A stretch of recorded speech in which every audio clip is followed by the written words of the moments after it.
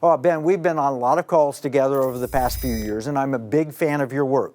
You cover a lot of the ground that we deeply care about, whether the war on free speech, the politicization of our government, ESG and woke investing, and of course, China. I especially read your January 3rd article in Newsweek and emailed you right away to get you here. The title, 2021, the Year of the Ruling Class, Crackdown on Dissent. I want to go through that with you. But at the same time that I saw your article, I also saw a new PragerU video that seems to set the stage. So let's play that and then we'll talk about it. Here's the good news.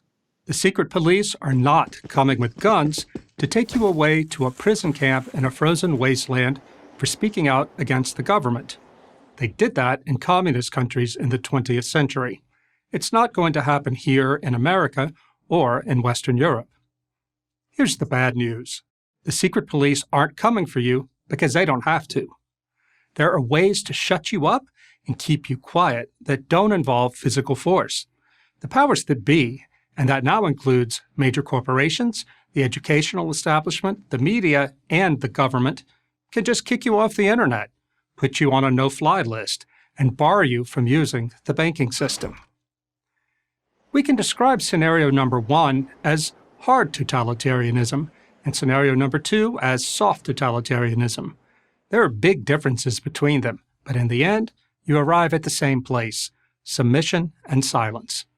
To grasp the threat of totalitarianism, hard or soft, it's important to understand exactly what it means.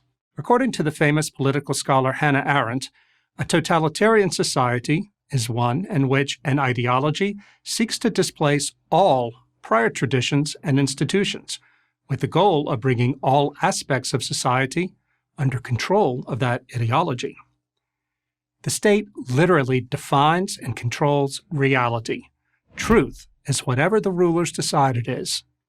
These rulers might say something like, men can have babies, or skin color is more important than character, or the American Revolution was fought not for freedom, but to protect the colonists' slave interest, or those who resist a vaccine mandate are enemies of the people, and insist that you not only believe it, but affirm it. If you don't, you might lose your job, your business, and your good name.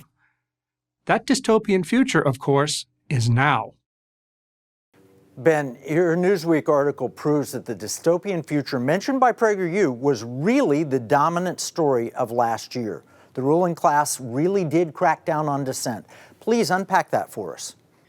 Yeah, we've been in the throes of what I would call an anti-cultural revolution for a couple of years now. It's really Maoist in its nature. And what's probably most disturbing about it, and it's reflected in that PragerU clip, is that it's both the public and private sector. In other words, we expect that governments will do all sorts of things to usurp power from us as individuals. But it's far more insidious and pernicious when private sector actors, so-called, of their own volition, go out and themselves do the bidding of the regime because they are, in fact, part of that regime.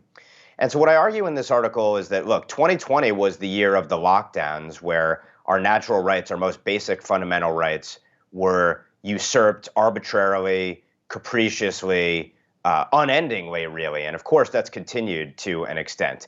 But in 2021, those who dared dissent from the regime's orthodoxy face the full power, the full force of the private and public sectors in a crackdown on dissent of epic proportions, and largely under the guise, of course, of purportedly national security and public health. And I lay out in this article that there were sort of 3 major buckets of areas where you could not dare dissent from the regime's official narrative, or you were cast as a danger to society and could potentially face even the counterterrorism powers of the federal government. And those were, of course, election integrity, because that gets to the very legitimacy of the ruling class's political power itself.